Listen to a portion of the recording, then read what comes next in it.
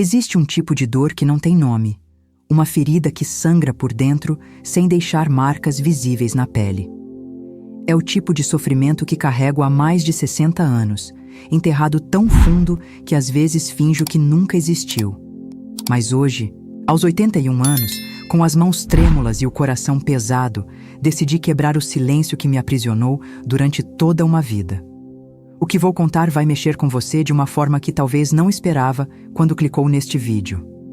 Meu nome é Isabel Mendes da Silva, e esta é a história mais sombria que você vai ouvir hoje. Uma história que aconteceu quando eu tinha apenas 9 anos, numa fazenda isolada no interior de Minas Gerais, onde os gritos se perdiam no vento e ninguém podia me salvar. Se você está me ouvindo agora, saiba que sua companhia significa tudo para mim, porque durante décadas carreguei esse peso sozinha, e cada pessoa que escuta minha história ajuda a quebrar as correntes do silêncio que protegem os monstros. Era 1951, quando minha vida se partiu ao meio como um galho seco. O Brasil vivia seus anos dourados, mas dentro da nossa casa de taipa, com paredes rachadas e telhado que gotejava nas chuvas, a realidade era bem diferente. Meu pai, João Mendes, trabalhava sol a sol na plantação de café de um coronel local. Voltava para casa com as costas curvadas e as mãos cortadas pelos espinhos. Minha mãe, Conceição, dividia seu tempo entre cuidar de nós 5 filhos e fazer doces para vender na cidade mais próxima, tentando juntar alguns tostões para complementar nossa renda miserável. Eu era a terceira filha, espremida, entre meus irmãos mais velhos, Roberto e Ana, e os pequenos, Miguel e a bebê Teresa. Nossa rotina era simples e previsível. Acordávamos com o cantar do galo, tomávamos café com pão duro e leite ralo, e cada um seguia para suas obrigações. Eu ajudava a mamãe com os afazeres domésticos e cuidava dos menores enquanto ela trabalhava. Era uma vida dura, mas havia amor entre aquelas paredes descascadas, havia risos nas noites de domingo, quando o papai tocava sua sanfona desafinada, havia esperança nos olhos cansados de minha mãe. Tudo mudou numa terça-feira chuvosa de março. Mamãe estava no 8º mês de gravidez do que seria nosso 6º irmão quando começou a sentir dores estranhas. Não eram as dores normais da gestação. Eram pontadas agudas que a faziam dobrar em 2, gritos que cortavam o ar como facas. Lembro-me perfeitamente do som que ela fazia, um gemido animal que me gelava o sangue e fazia os cabelos dos meus braços se arrepiarem. Papai estava na roça, distante demais para ouvir, e não tínhamos como chamá-lo. Durante horas, fiquei ao lado da cama onde mamãe se contorcia, segurando sua mão que apertava a minha com força desesperada. Seus olhos, normalmente doces e calorosos, estavam vidrados de dor e medo. Isabel, minha filha, ela sussurrava entre os espasmos. Cuida dos pequenos se algo acontecer comigo. Eu balançava a cabeça vigorosamente, recusando-me a aceitar que algo pudesse acontecer com ela. Mamãe era nossa rocha, nossa proteção contra todas as tempestades da vida. Quando o papai finalmente chegou em casa ao anoitecer, encontrou uma cena que o fez cambalear como se tivesse levado um soco no estômago. Mamãe estava imóvel na cama, o rosto ceroso e os lábios roxos, e eu estava sentada ao seu lado, ainda segurando sua mão já fria, cantarolando baixinho uma cantiga de ninar que ela costumava cantar para nós. O bebê tinha nascido morto durante a tarde, e mamãe havia sangrado até não sobrar mais vida dentro dela. O funeral foi uma procissão de lágrimas sob um sol escaldante. O padre da cidade vizinha veio benzê-la, falando palavras sobre vontade divina e planos celestiais que não faziam sentido algum para uma menina de 9 anos que acabara de perder a única pessoa que realmente a entendia no mundo. Vários conhecidos apareceram para o velório, trazendo comida e palavras de consolo que soavam vazias como latas velhas chocalhando no vento. Foi durante esse período caótico que ele apareceu. Meu tio paterno, Sebastião Mendes, irmão mais velho de papai, chegou de Salvador dizendo que vinha ajudar a família nos momentos difíceis. Era um homem imponente, de quase 2 metros de altura, com mãos enormes e uma voz grave que ecoava pela casa. Tinha 45 anos, era solteiro e possuía um pequeno negócio de ferragens na capital. Para nossos vizinhos, ele era a imagem da prosperidade e generosidade. O irmão bem-sucedido que deixou tudo para trás para cuidar da família enlutada. João, você não pode criar essas crianças sozinho, dizia tio Sebastião, colocando sua mão pesada no ombro curvado de papai. Deixa eu ficar uns tempos aqui, ajudar vocês a se organizarem. Trouxe algum dinheiro guardado, posso bancar as despesas por um tempo. Papai, destroçado pela perda e sem saber como seria possível conciliar o trabalho na roça com o cuidado de 5 filhos, aceitou a oferta com a gratidão desesperada de um homem que estava se afogando e encontrou uma tábua de salvação. Nos primeiros dias, tio Sebastião foi realmente uma bênção. Assumiu as tarefas que mamãe fazia, preparava nossas refeições, ajudava com as roupas e até mesmo tentava pentear os cabelos de Ana e cuidar da pequena Teresa. Tinha uma paciência infinita com as travessuras de Miguel e Roberto, contava histórias engraçadas sobre a cidade grande e trazia presentes pequenos, mas significativos para amenizar nossa dor. Eu até comecei a pensar que talvez Deus tivesse mandado o tio Sebastião como uma forma de compensar a perda de mamãe. Que idiota eu era! Que criança inocente e estúpida, incapaz de ver as sombras que se moviam por trás daquele sorriso gentil e daquelas palavras carinhosas. Porque havia algo nos olhos de tio Sebastião quando ele olhava para mim, uma intensidade que me deixava desconfortável sem que eu soubesse exatamente por quê. Era como se ele estivesse sempre me observando, estudando cada movimento meu, esperando o momento certo para algo que eu ainda não conseguia nomear. A primeira vez que senti verdadeiro medo foi numa noite de lua nova, 3 semanas após o enterro de mamãe. Acordei com sede e fui até a cozinha buscar água, caminhando descalça pelo chão de terra batida. A casa estava silenciosa, apenas o barulho dos grilos lá fora e o ronco suave de papai no quarto principal. Quando estava voltando para meu quarto, senti uma presença atrás de mim. Virei-me e lá estava tio Sebastião, parado na sombra do corredor, me observando com aqueles olhos que brilhavam estranhamente na escuridão. Isabel, ele disse baixinho, não consegue dormir também? Assenti, tentando controlar o tremor que havia tomado conta das minhas pernas. Às vezes, quando estamos tristes, é bom ter alguém para conversar. Que tal se você viesse aqui no meu quarto para conversarmos um pouco?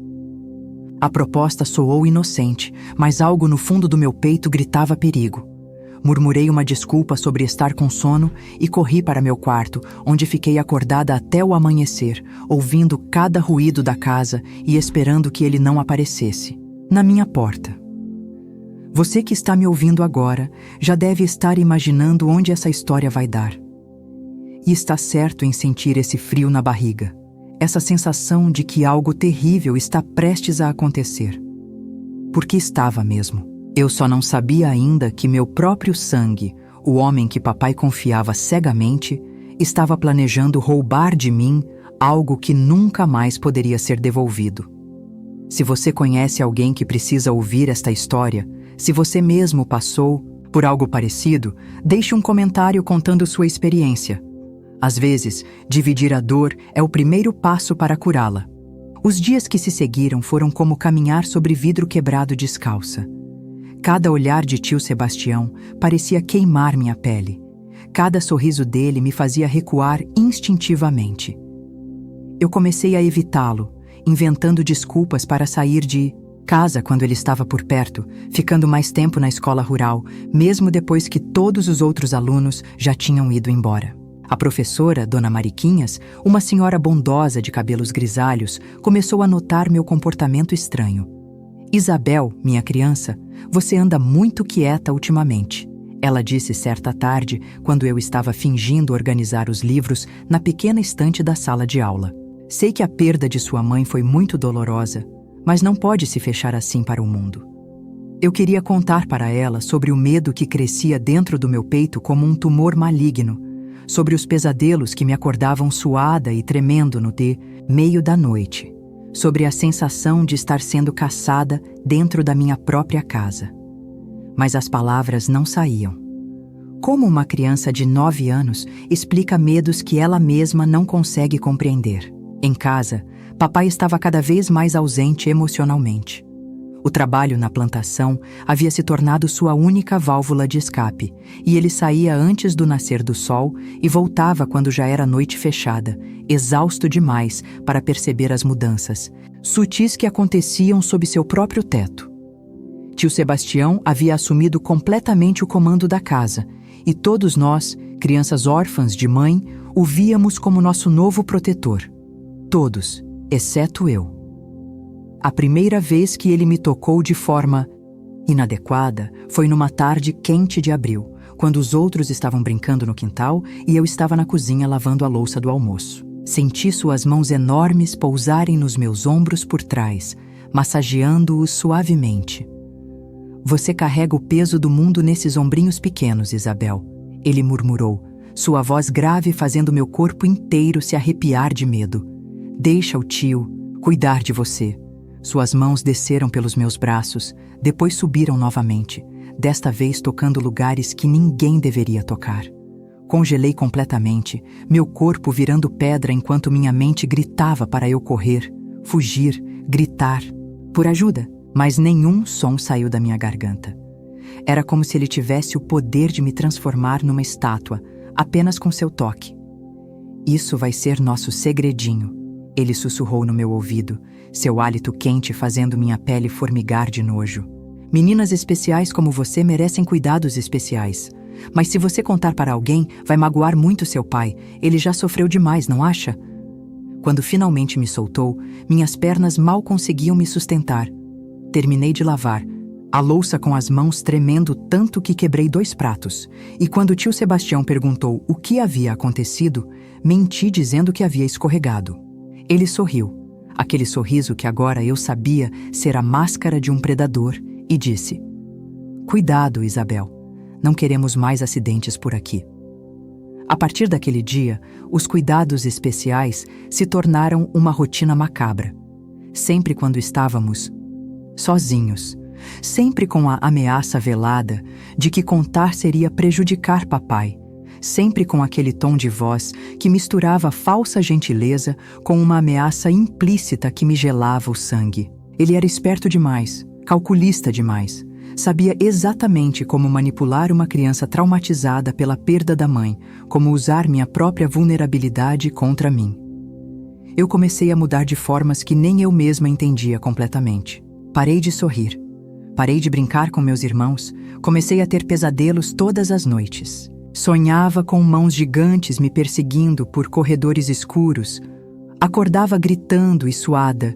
E quando papai vinha perguntar o que estava acontecendo, eu mentia dizendo que estava com saudades de mamãe. Não era completamente mentira. Eu sentia uma falta desesperadora dela. Uma necessidade física da sua presença protetora que doía como uma ferida aberta. Ana, minha irmã mais velha de 12 anos, começou a notar que algo estava errado comigo.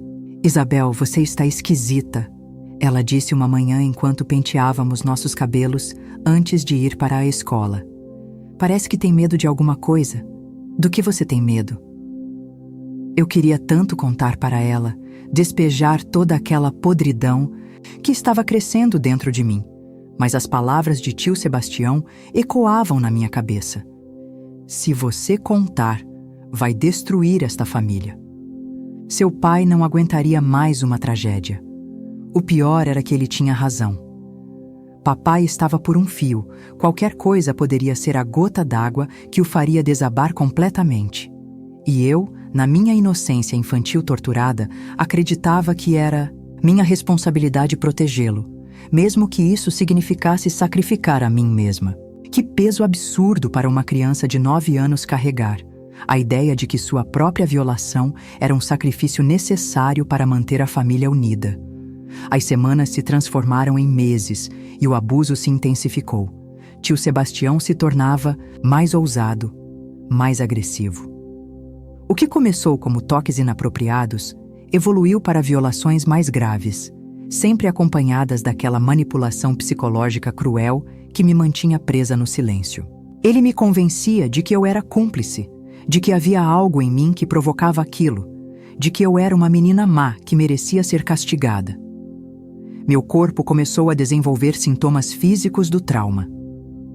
Eu vomitava frequentemente, especialmente pela manhã, tinha dores de cabeça constantes e desenvolveu uma mania de lavar as mãos compulsivamente, como se pudesse lavar a sujeira que sentia grudada na minha alma.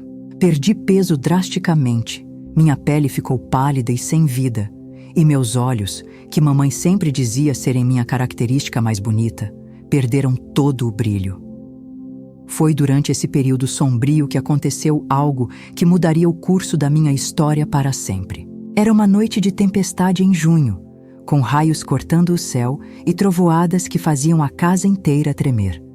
Papai havia saído para verificar se o telhado do estábulo não estava vazando, e meus irmãos estavam dormindo profundamente, exaustos, depois de um dia correndo pela fazenda. Tio Sebastião veio ao meu quarto, como havia se tornado sua rotina nas últimas semanas. Mas desta vez, havia algo diferente no seu olhar. Uma intensidade que me apavorou mais do que nunca. "Hoje você vai aprender a ser uma mulher de verdade, Isabel", ele disse. E o tom da sua voz me fez entender que esta noite seria diferente de todas as outras, que ele estava prestes a cruzar uma linha que não poderia mais ser descruzada.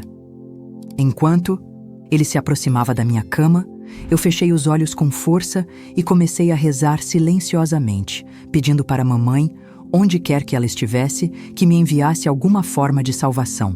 E foi então, no exato momento em que pensei que tudo estava perdido, que ouvi a voz de Ana gritando meu nome do corredor. "Isabel! Isabel! Onde você está? O teto do nosso quarto começou a vazar." Tio Sebastião congelou, seus olhos se enchendo, de uma raiva assassina que me fez perceber, pela primeira vez, que tipo de monstro realmente habitava por trás daquela fachada de homem respeitável. Por um momento, pensei que ele fosse me matar ali mesmo, para me calar para sempre. Mas Ana continuava gritando e logo eu ouvia os passos de Roberto também se aproximando. "Vamos conversar sobre isso depois." Ele sibilou entre os dentes e saiu do quarto como uma sombra, deixando-me tremendo e ensopada de suor frio. Naquela noite, enquanto ajudava Ana a colocar baldes para aparar a água que pingava do teto, tomei uma decisão que mudaria tudo. Eu ia contar para papai. Não importava se isso destruísse nossa família, não importava se ele não acreditasse em mim. Eu não aguentava mais carregar aquele segredo sozinha, não conseguia mais fingir que estava. Tudo bem enquanto apodrecia por dentro. A manhã seguinte amanheceu limpa e ensolarada, como se a tempestade da noite anterior tivesse lavado todos os pecados do mundo. Mas dentro de mim, a tempestade continuava rugindo, e eu sabia que chegara a hora de enfrentar o monstro que morava na minha própria casa. Esperei papai terminar o café da manhã, esperei meus irmãos saírem para brincar no quintal, esperei tio Sebastião sair para resolver alguns negócios na cidade. Só então, com o coração batendo tão forte que parecia que ia explodir no meu peito, me aproximei dele. "Papai", comecei, minha voz saindo como um sussurro rouco. "Preciso conversar com o senhor sobre uma coisa muito importante." Ele levantou os olhos do jornal velho que estava lendo, notando pela primeira vez em meses a seriedade no meu rosto. "O que foi, minha filha?" perguntou, colocando o jornal de lado e me dando atenção total. Era a primeira vez em muito tempo que ele realmente me olhava, me via, e quase perdi a coragem quando percebi como ele parecia cansado e envelhecido. "É sobre o tio Sebastião", consegui dizer, e imediatamente vi uma sombra passar pelo rosto de papai. Não era surpresa, era reconhecimento, como se uma parte dele já soubesse que algo estava errado, mas tivesse se recusado a enxergar. "O que tem o seu tio, Isabel?" Sua voz estava diferente agora, mais tensa, como se ele estivesse se preparando para ouvir algo que não queria escutar. As palavras saíram de mim como vômito, feias e dolorosas, mas finalmente libertas depois. De meses presas na minha garganta. Contei tudo. Os toques inapropriados, as ameaças veladas, os cuidados especiais, o medo constante que me consumia por dentro. Enquanto falava, vi o rosto de papai se transformar lentamente, a palidez dando lugar a uma vermelhidão assustadora, os punhos se fechando até os nós dos dedos ficarem brancos. Quando terminei, o silêncio que se instalou na cozinha era tão denso que podia ser cortado com uma faca.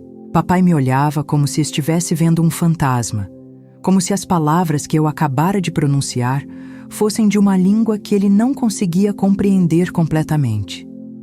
Meu Deus, ele murmurou finalmente, passando as mãos trêmulas pelo rosto. Meu Deus do céu, o que eu fiz? Como eu não vi? A culpa que explodiu no rosto dele foi quase insuportável de presenciar. Vi meu pai, aquele homem forte que sempre fora minha proteção contra todos os medos do mundo, se desmoronar diante dos meus olhos como um castelo de cartas. Isabel, minha filha, ele disse, sua voz quebrando. Perdoa este pai cego e burro. Perdoa por não ter te protegido como devia. Ele me puxou para um abraço desesperado, e eu senti suas lágrimas molhando meus cabelos. Ficamos assim por muito tempo, pai e filha se apoiando mutuamente na dor, até que ouvimos o som familiar da carroça de tio Sebastião chegando do pátio. Papai se afastou de mim, e pela primeira vez desde a morte de mamãe, vi fogo nos seus olhos. Não a tristeza apática que havia se tornado sua marca registrada, mas uma raiva pura e selvagem que me fez entender que meu pai ainda existia por trás de toda aquela dor. Vá para o quarto e não saia de lá por nada, ele ordenou, sua voz assumindo um tom que eu nunca havia escutado antes. E chame seus irmãos também. Digam que vão brincar lá dentro por um tempo. Obedeci sem questionar. Mas assim que fechei a porta do quarto, colei o ouvido na madeira para tentar escutar o que aconteceria a seguir. Tio Sebastião entrou na casa assoviando alguma música alegre, claramente de bom humor depois de sua manhã. Na cidade. João, meu irmão, ouvi sua voz ecoando pela casa. Trouxe algumas coisas boas da cidade. Que tal um churrasquinho para comemorar esse dia bonito? A normalidade forçada na sua voz me deu náuseas. Como ele conseguia fingir ser uma pessoa decente depois de tudo que havia feito? Sebastião, a voz de papai estava calma demais, controlada. Demais, como a quietude que antecede um furacão, preciso conversar com você sobre uma coisa. Ouvi os passos pesados de tio Sebastião se aproximando da cozinha, provavelmente se servindo de café como fazia todas as manhãs. Claro, João. Do que se trata? O que se seguiu foi um silêncio tão longo que cheguei a pensar que eles haviam saído de casa. Então, a voz de papai cortou o ar como uma navalha. Tire suas mãos nojentas da minha filha, seu desgraçado. O barulho que se seguiu foi ensurdecedor. O baque de uma cadeira caindo, o estrépito de louças se quebrando, gritos abafados de luta. Pelo buraco da fechadura, consegui ver pedaços da briga que se desenrolava na cozinha. Papai, apesar de ser menor que tio Sebastião, lutava com a força desesperada de um pai protegendo sua cria. Mas tio Sebastião era mais jovem, mais forte, e logo conseguiu imobilizar papai contra a parede, suas mãos enormes apertando o pescoço do meu pai. Você não entende nada, João. Tio Sebastião rosnou, seu rosto distorcido numa expressão de ódio puro que revelava finalmente sua verdadeira natureza. A menina me provocava, se oferecia. Ela queria. Você está ouvindo? Ela pediu por isso. As mentiras que saíam da sua boca eram como punhaladas no meu coração. Como ele podia distorcer tudo daquela forma? Como podia transformar minha inocência violada em cumplicidade? Foi quando vi a faca na mão de papai. A mesma faca que mamãe usava para descascar frutas, agora brilhando perigosamente na luz da manhã. Minha filha tinha 9 anos, seu monstro! Papai gritou. E num movimento que aconteceu rápido demais para eu processar completamente, a lâmina encontrou o peito de tio Sebastião.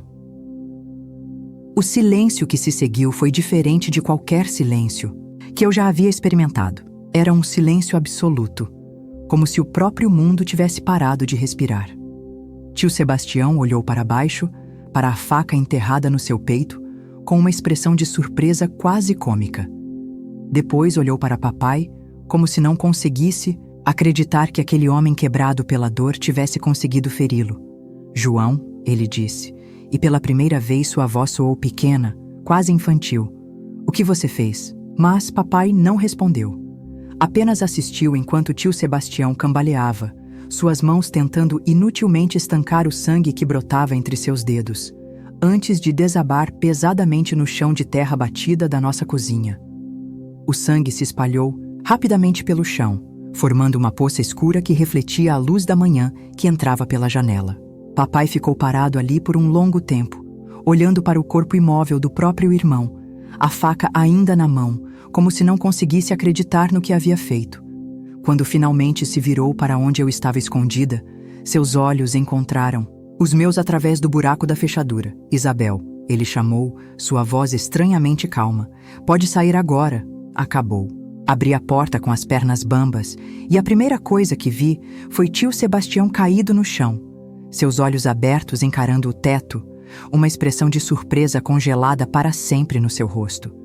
Havia muito sangue, mais sangue do que eu pensava, que uma pessoa pudesse ter dentro do corpo. Ele não vai mais te machucar, papai disse, colocando a mão no meu ombro. Ninguém mais vai te machucar enquanto eu estiver vivo.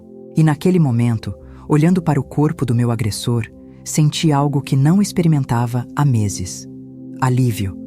Um alívio tão intenso que me fez desabar em lágrimas, não de tristeza, mas de uma libertação que eu pensava que nunca mais sentiria. Mas nossa provação estava longe de terminar. Tínhamos um corpo para explicar, uma família para proteger e segredos para enterrar. E eu estava prestes a descobrir que, às vezes, a justiça vem de formas que a lei não pode compreender. As horas que se seguiram foram como viver dentro de um pesadelo do qual não conseguíamos acordar. Papai ficou parado por muito tempo, olhando para o corpo de tio Sebastião, como se esperasse que ele fosse se levantar a qualquer momento e revelar que tudo não passava de uma brincadeira macabra.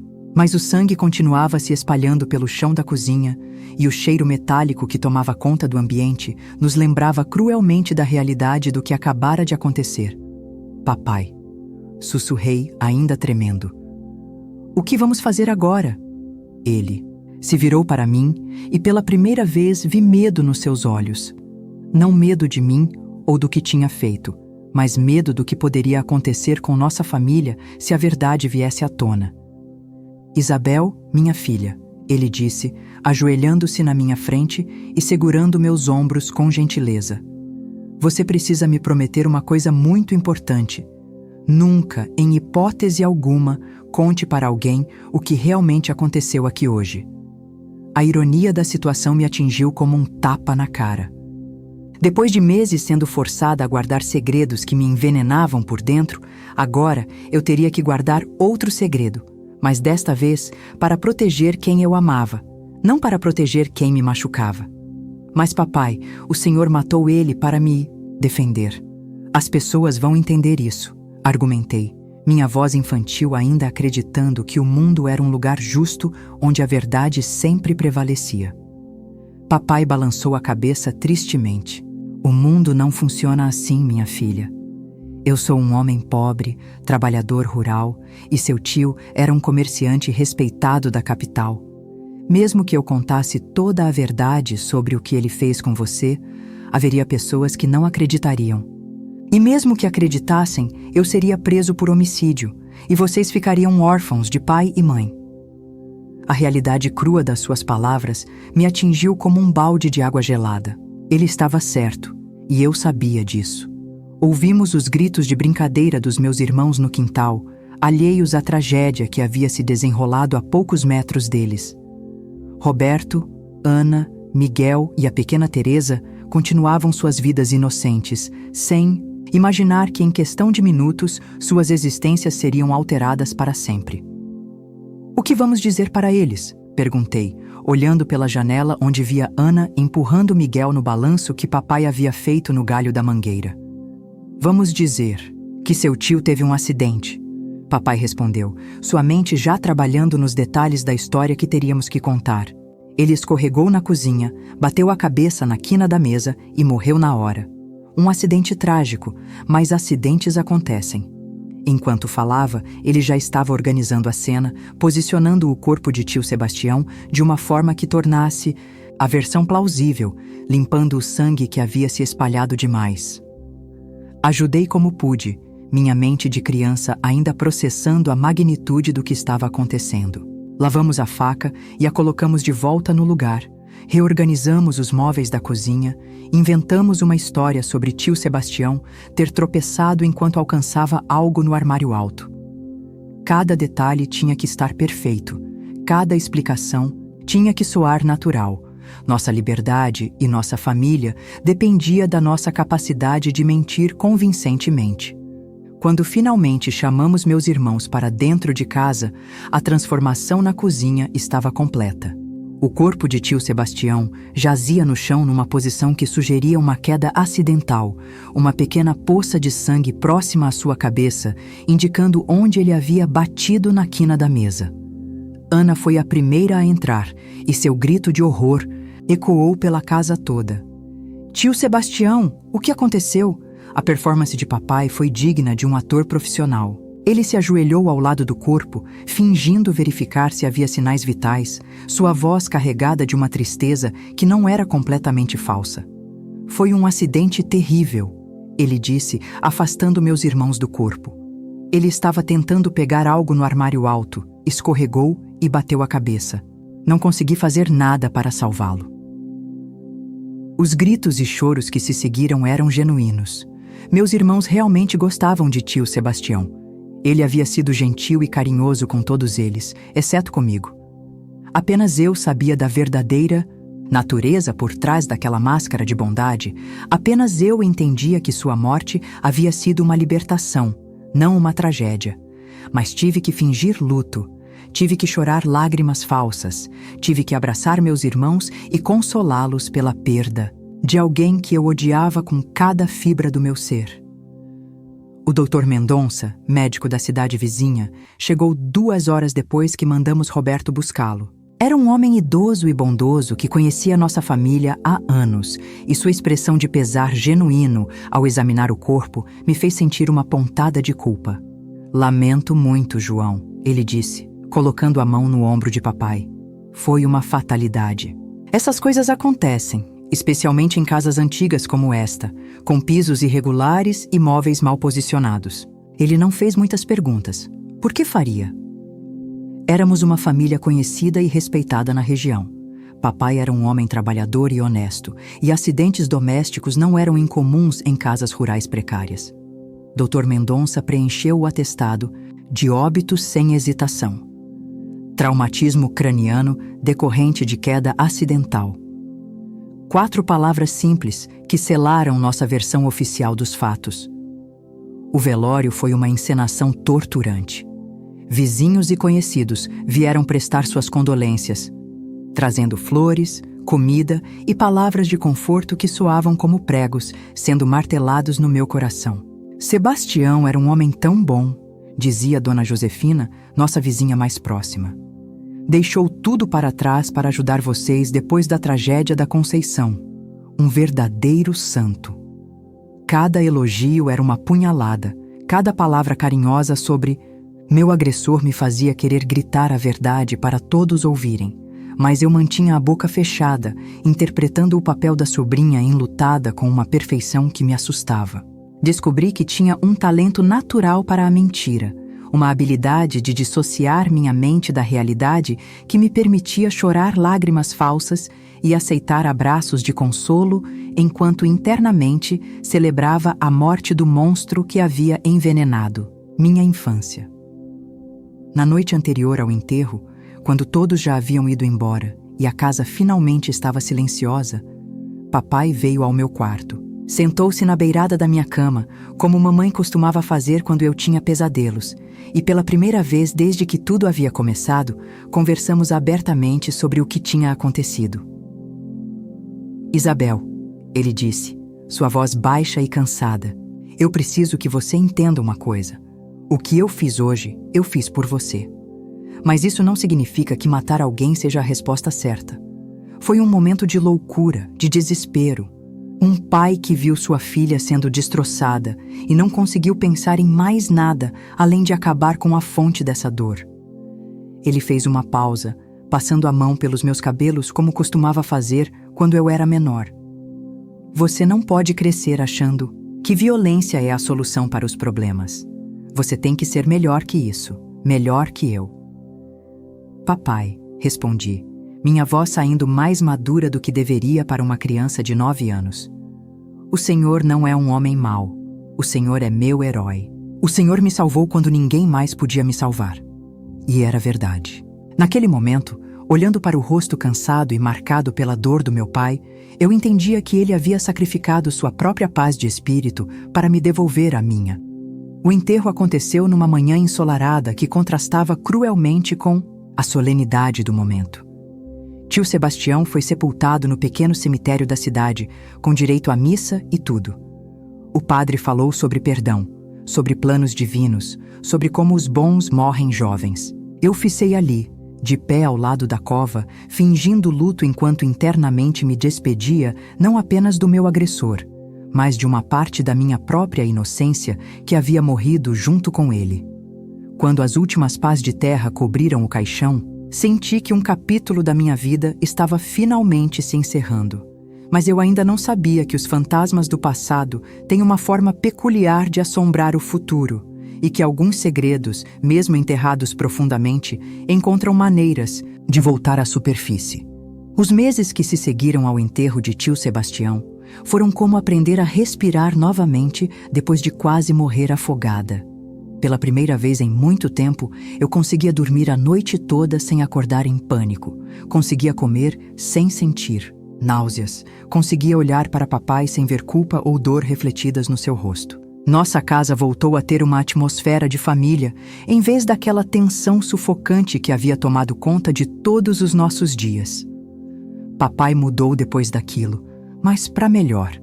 Era como se o ato de me defender tivesse despertado nele uma versão renovada de si mesmo. Não mais o viúvo devastado que se afogava na própria tristeza, mas um pai presente e protetor que havia redescoberto seu propósito na vida. Ele começou a voltar mais cedo do trabalho na plantação, ajudava com as tarefas escolares dos meus irmãos e até mesmo tentou aprender a fazer alguns dos doces que mamãe costumava preparar. Eu floresci nesse ambiente renovado. Minhas notas na escola melhoraram drasticamente, voltei a brincar com meus irmãos e até mesmo comecei a fazer amizade com outras crianças da região. Dona Mariquinhas, minha professora, comentou várias vezes sobre minha transformação. Isabel parece uma criança completamente diferente, ela disse para papai numa reunião escolar. Mais confiante, mais participativa. É impressionante como as crianças são resilientes. Se ela soubesse a verdade por trás dessa resiliência, talvez não ficasse tão impressionada. Mas eu havia aprendido a arte de compartimentalizar, de guardar os horrores do passado numa gaveta trancada da minha mente e seguir em frente. Era uma habilidade que me serviria bem ao longo da vida, embora eu ainda não soubesse disso. Em dezembro de 1951, quase um ano após a morte de mamãe e 8 meses após o acidente de tio Sebastião, recebemos uma visita inesperada que quase fez meu mundo desabar novamente.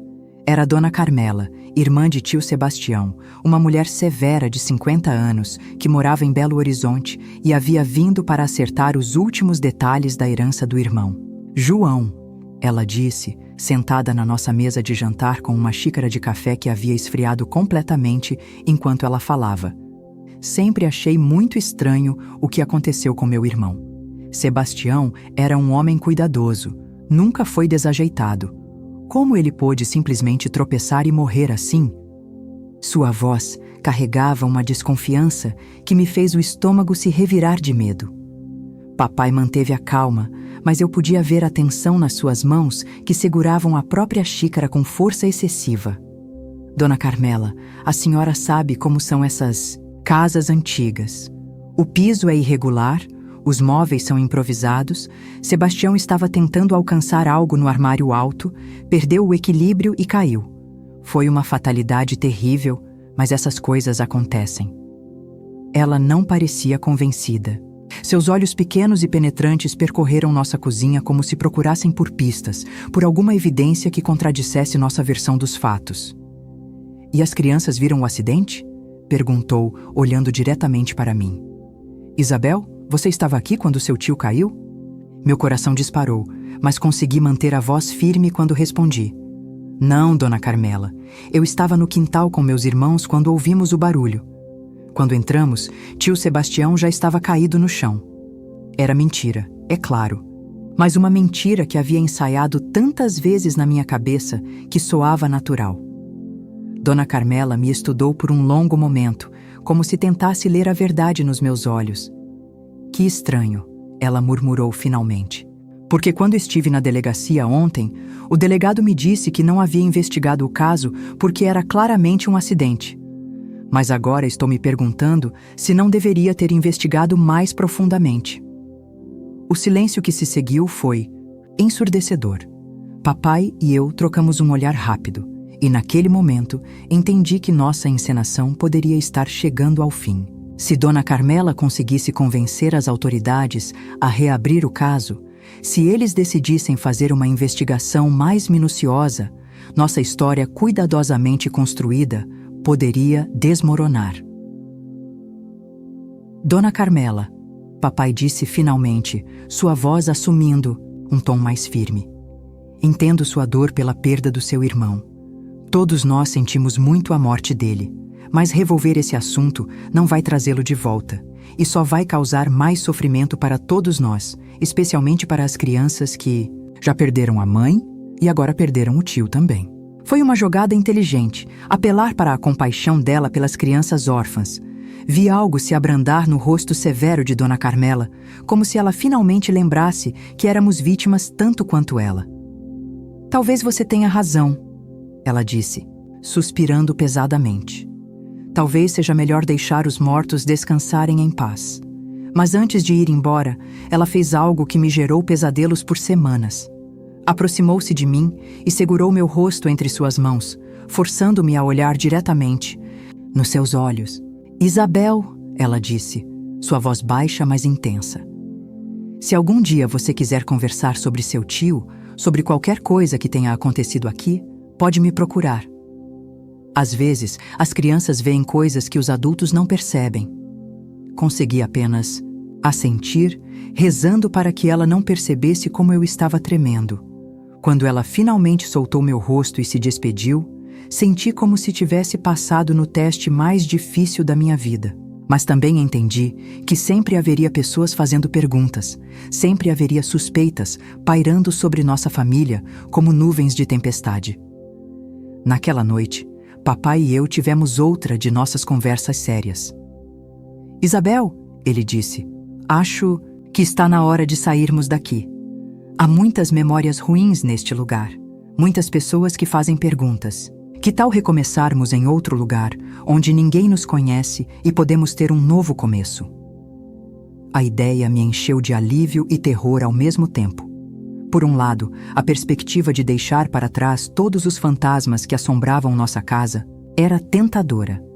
Por outro, tudo que eu conhecia estava aqui.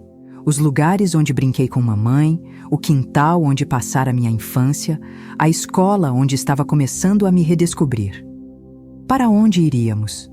perguntei, tentando imaginar nossa família em algum lugar completamente novo. "Pensei em São Paulo", papai respondeu. "Tenho um primo distante lá que trabalha numa fábrica.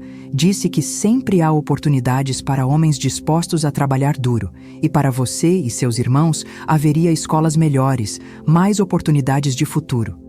A decisão foi tomada naquela mesma noite.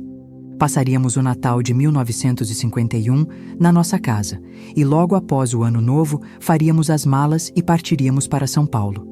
Era uma mudança radical, quase assustadora na sua magnitude, mas também representava a chance de sermos apenas uma família, normal novamente, sem carregar o peso dos segredos que nos assombravam. As semanas seguintes foram uma mistura de nostalgia e expectativa. Comecei a me despedir mentalmente de cada canto da fazenda, guardando na memória os lugares que haviam testemunhado tanto alegria quanto o horror. O quintal onde mamãe pendurava as roupas no varal, a mangueira onde tio Sebastião havia me encurralado, pela primeira vez, a cozinha onde sua vida havia chegado ao fim, tudo se tornaria parte de um passado que eu levaria comigo, mas tentaria deixar para trás. Ana e Roberto ficaram empolgados com a mudança, imaginando as maravilhas da cidade grande. Miguel e Teresa, ainda muito pequenos, não entendiam completamente o que estava acontecendo, mas captavam nossa energia e também ficaram animados. Apenas eu carregava o peso total do que realmente estávamos deixando para trás. Não apenas uma casa, mas um capítulo sombrio das nossas vidas que esperávamos nunca mais ter que revisitar. Nosso último Natal naquela casa foi agridoce. Papai fez questão de que fosse especial, comprando pequenos presentes para todos nós e até mesmo conseguindo uma galinha gorda para a ceia. Sentados à mesa naquela noite, olhando para os rostos dos meus irmãos iluminados pela alegria inocente do Natal, senti uma gratidão profunda por ainda estarmos juntos, por ainda sermos uma família, apesar de tudo que havíamos enfrentado. A viagem para São Paulo foi uma odisseia que marcou definitivamente o fim da minha infância e o início de uma nova era para nossa família. Partimos numa manhã fria de janeiro de 1952, levando apenas 2 malas com nossas posses mais preciosas e um coração cheio de esperanças e medos. O trem que nos levaria para longe de tudo que conhecíamos apitou ao longe como um lamento.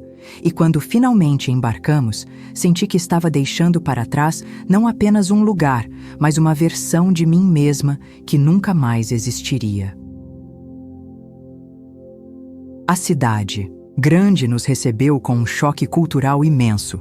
São Paulo de 1952 era um gigante em crescimento acelerado, com prédios subindo em cada esquina, carros buzinando constantemente e uma multidão de pessoas apressadas que pareciam sempre ter algum lugar urgente para estar. Nossa primeira casa foi um pequeno cortiço na Muca, 2 peças minúsculas que dividíamos com outras 3 famílias, mas que representava nosso primeiro passo rumo a uma vida nova e livre dos fantasmas do passado. Papai conseguiu emprego numa metalúrgica, trabalho pesado que deixava suas mãos ainda mais calejadas, mas que pagava o suficiente para mantermos nossa dignidade. Eu e meus irmãos fomos matriculados numa escola pública do bairro, onde precisamos aprender rapidamente a falar com o sotaque paulistano e a nos adaptar aos costumes urbanos. Não foi fácil. Éramos claramente os caipiras da turma e levou meses até conseguirmos nos integrar completamente. Mas foi exatamente esse anonimato que nos salvou. Em São Paulo, ninguém conhecia nossa história, ninguém fazia perguntas sobre nosso passado, ninguém sabia dos segredos que carregávamos. Podíamos simplesmente ser uma família que havia perdido a mãe numa tragédia e viera para a cidade grande em busca de melhores oportunidades. Era uma liberdade que eu não experimentava há muito tempo. Os anos que se seguiram foram de reconstrução gradual. Eu me destaquei na escola, especialmente em redação e literatura, descobrindo que tinha facilidade para transformar em palavras as emoções complexas que carregava dentro de mim. Minha professora de português, Dona Regina, foi a primeira pessoa a sugerir que eu poderia seguir carreira como escritora. Isabel tem uma sensibilidade especial para capturar a dor humana, ela comentou com papai numa reunião escolar. Suas redações são maduras demais para alguém de sua idade, como se ela tivesse vivido muito mais do que seus anos sugerem. Ela não fazia ideia de quão próxima da verdade estava. Aos 15 anos, eu já carregava experiências que muitos adultos nunca teriam. Havia conhecido o mal em sua forma mais pura, havia testemunhado a justiça sendo feita com as próprias mãos, havia aprendido que, às vezes, os segredos são a única coisa que protege quem amamos. Essa maturidade precoce me deu uma vantagem nos estudos, mas também me isolou dos colegas da minha idade.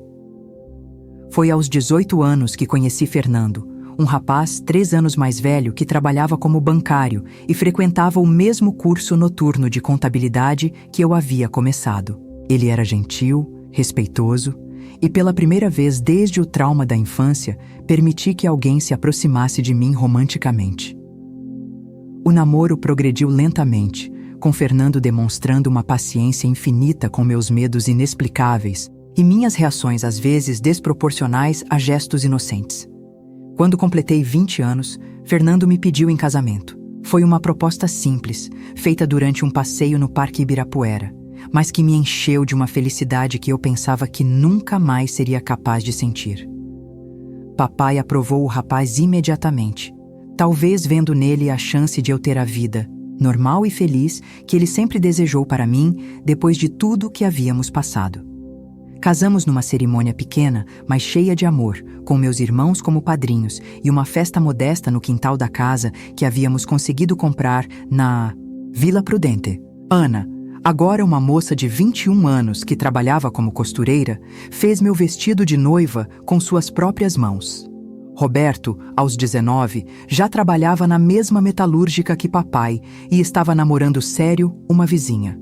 Miguel e Teresa, ainda adolescentes, estudavam e sonhavam com seus próprios futuros. Nossa família havia não apenas sobrevivido às tempestades do passado, mas havia florescido apesar delas. Os primeiros anos do casamento foram de descoberta e cura. Fernando se mostrou um marido compreensivo e paciente, especialmente quando eu finalmente encontrei coragem para contar a ele sobre meu passado. Numa noite chuvosa de 1959, 7 anos após nossa chegada em São Paulo, desabafei tudo. O abuso de tio Sebastião, a morte dele pelas mãos de papai, os segredos que nossa família carregava. Esperava que ele ficasse chocado, que me julgasse, que talvez até questionasse se deveria continuar casado comigo. Em vez disso, ele me abraçou e chorou comigo. Isabel, ele disse, suas lágrimas molhando meus cabelos, você é a pessoa mais corajosa que conheço. Sobreviver a isso, reconstruir sua vida, encontrar força para amar novamente, isso é heroísmo puro. Naquele momento, senti como se um peso gigantesco fosse retirado dos meus ombros. Finalmente tinha alguém que conhecia toda a minha história e me amava não apesar dela, mas incluindo ela. Nossos filhos nasceram nos anos seguintes, primeiro Carlos, em 1960, depois Lucia, em 1962 e finalmente Pedro, em 1965. Cada nascimento foi uma celebração não apenas de uma nova vida, mas da continuação de nossa linhagem, apesar de todas as tentativas do passado de nos destruir. Olhando para aquelas crianças inocentes, prometi a mim mesma que elas cresceriam num ambiente de amor e proteção, que nunca conheceriam o tipo de terror que havia marcado minha própria infância. Papai se tornou um avô dedicado e amoroso, passando longas tardes contando histórias para meus filhos e ensinando-lhes brincadeiras que havia aprendido na sua própria infância rural. Era bonito ver como ele havia se transformado, do homem quebrado pela dor que deixamos em Minas Gerais para este patriarca carinhoso que irradiava amor por sua família. Às vezes, eu o pegava olhando para mim com uma expressão de orgulho misturado com alívio, como se ainda não conseguisse acreditar que havíamos conseguido superar tudo e construir uma vida feliz.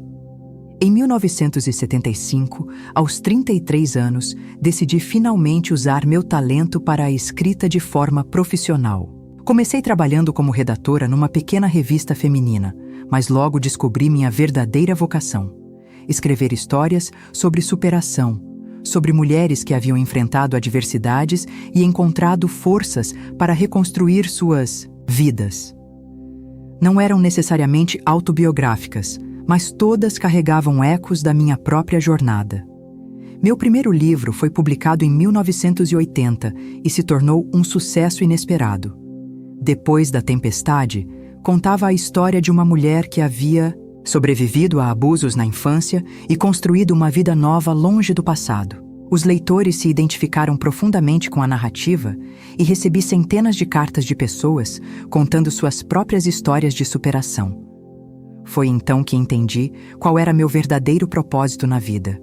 Todas as dores que havia enfrentado, todos os segredos que havia carregado, toda a força que havia precisado encontrar para sobreviver, tudo isso havia me preparado para ser uma voz para quem não conseguia falar, uma esperança para quem estava perdido na escuridão. Hoje, aos 81 anos, olho para trás e vejo uma vida que poderia ter sido destruída pelo mal, mas que, instead, escolheu florescer apesar dele. Meus filhos são adultos realizados, meus netos enchem minha casa de risos nos fins de semana e meus livros continuam tocando vidas ao redor do mundo. Papai se foi em 1985, mas levou consigo a satisfação de ver todos nós felizes e realizados. Se você chegou até aqui, ouvindo esta história difícil até o fim, saiba que você faz parte da minha cura. Cada pessoa que escuta, que entende, que se identifica com essas palavras, está ajudando a quebrar o silêncio que protege os abusadores e isola as vítimas. Se esta história tocou seu coração, se ela trouxe alguma luz para sua própria escuridão, por favor, compartilhe nos comentários.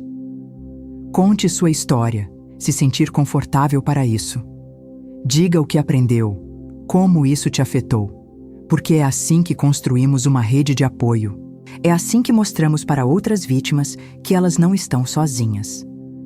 Inscreva-se neste canal que tem se tornado uma família para mim, um lugar onde histórias reais de superação encontram corações dispostos a ouvir e apoiar. Juntos, podemos fazer a diferença. Juntos, podemos quebrar o ciclo de silêncio e dor. E lembre-se sempre, você é mais forte do que imagina, mais amado do que percebe, e sua história ainda não terminou.